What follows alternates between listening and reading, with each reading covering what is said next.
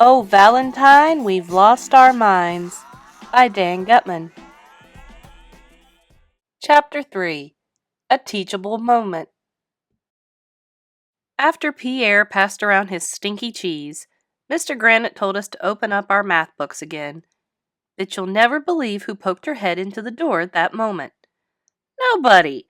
Why would anybody want to poke their heads into a door? I thought we went over that already in Chapter 1. That you'll never believe who poked her head into the doorway. It was Miss LaGrange, our school lunch lady. She was wearing an apron and a chef's hat. Miss LaGrange is from France, just like Pierre. Bonjour, said Miss LaGrange. I heard your class has a new exchange student from France. His name is Pierre, said Alexa. Blah, blah, blah, blah, Miss LaGrange said to Pierre. Blah, blah, blah, blah. Blah, blah, blah, blah, Pierre said to Miss LaGrange. Blah, blah, blah, blah. I had no idea what they were saying because they were talking to each other in French. It made no sense at all. I don't know how anybody understands that stuff.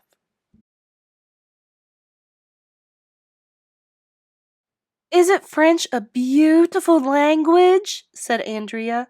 When I get older, I'm going to take a class and learn how to speak French. Me too, said Emily, who always does everything Andrea does. This is what I call a teachable moment, said Mr. Granite, as he put down his math book. It's the perfect time for us to learn about another country. Learning stuff is boring. What would you like to know about France? Asked Miss LaGrange. I'm sure Pierre and I can answer any questions. Andrea started waving her hand in the air like she was stranded on a desert island and trying to signal a plane. So of course Miss LaGrange called on her. Is it true that the French people gave us the Statue of Liberty? Andrea asked. Yes, said Miss LaGrange. The Statue of Liberty was a gift from France. Very good, Andrea, said Mr. Granite. Little Miss Know-It-all had a big smile on her face. What a brown-noser!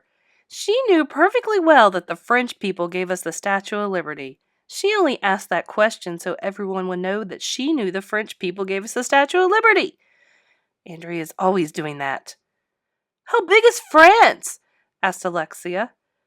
France is about the same size as Texas, said Miss LaGrange. Wow, everybody said, which is Mom upside down. Did you ever go to the Eiffel Tower? Asked Michael. Oh yes, many times, said Pierre. It is very, how do you say, cool.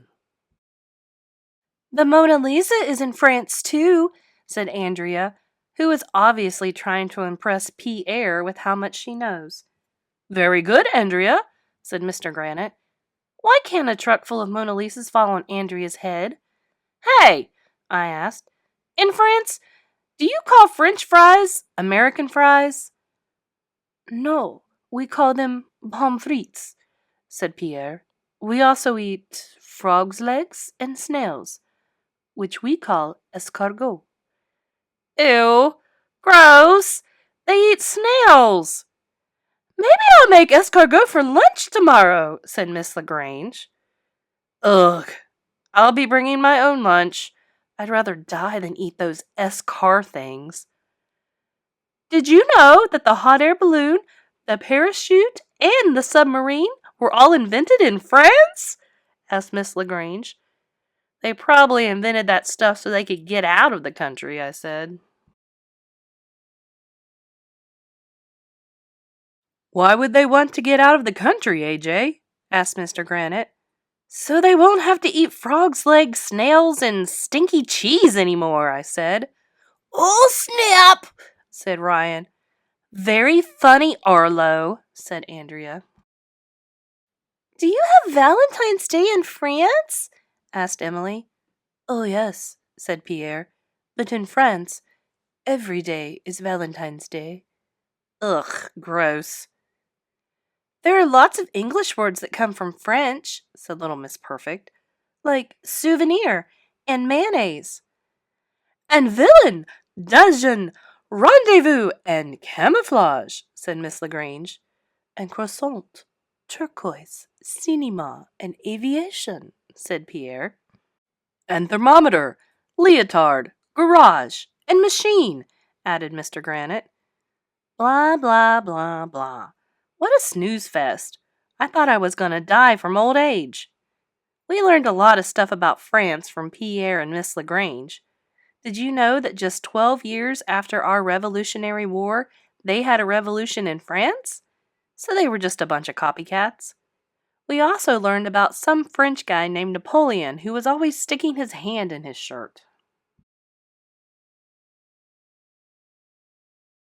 Then Pierre taught us a song called Frere Jacques. It's about a guy who isn't sure if his brother is asleep or not. That song is weird. If my brother was lying there and I couldn't tell if he was asleep, I'd call an ambulance, not write some dumb song about it. We have certainly learned a lot about France this morning, said Mr. Granite, but it's time to get back to our work now. Turn to page 23 in your math books, please. That's when the weirdest thing in the history of the world happened.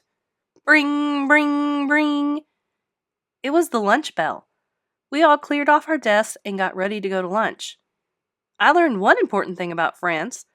If you talk about France long enough, you don't have to do math. Chapter 4. Lunch with Pierre.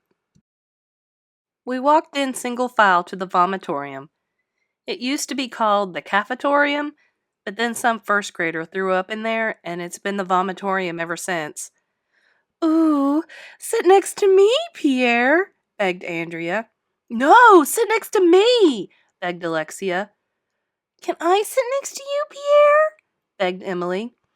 I asked him first, said Andrea. All the girls were fighting over who would get to sit next to Pierre. That's good. They wouldn't be bothering us at our table for a change. I will sit next to all of you, lovely ladies, said Pierre. Maybe you can teach me some English. And maybe you can teach us some French, said Andrea, giggling. The guys and I sat down at our table. The girls crowded around Pierre at the next table. I hope I get to visit Paris someday, said Andrea, who was all goo-goo eyes. It's so romantic. Maybe I will take you there someday, Andrea, said Pierre. Ah, went all the girls. Andrea was all giggly and red-faced. We took out our lunches.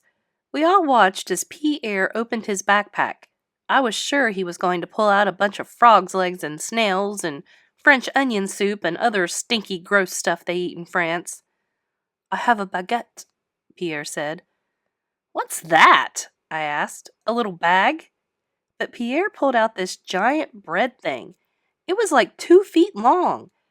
I bet that thing is the longest bread in the history of the world.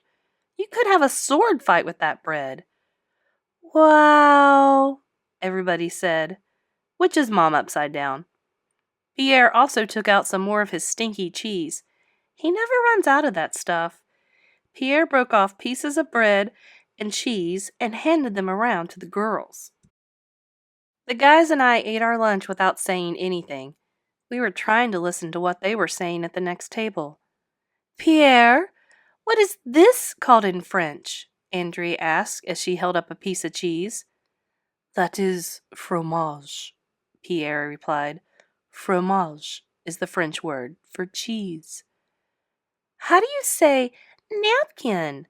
Emily asked, holding up her napkin. Serviette, said Pierre. How do you say fish? Asked Alexia. Fish is poison, said Pierre.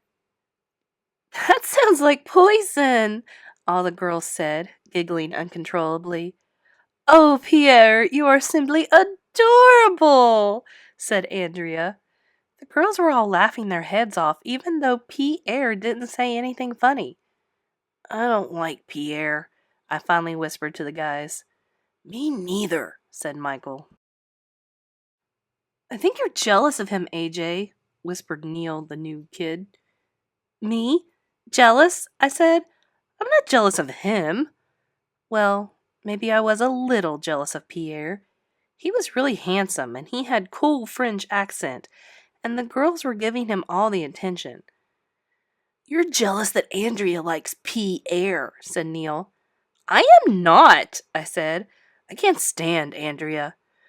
"Ooh," Ryan said.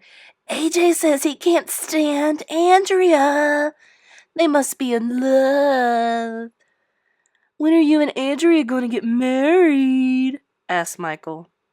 If those guys weren't my best friends, I would hate them.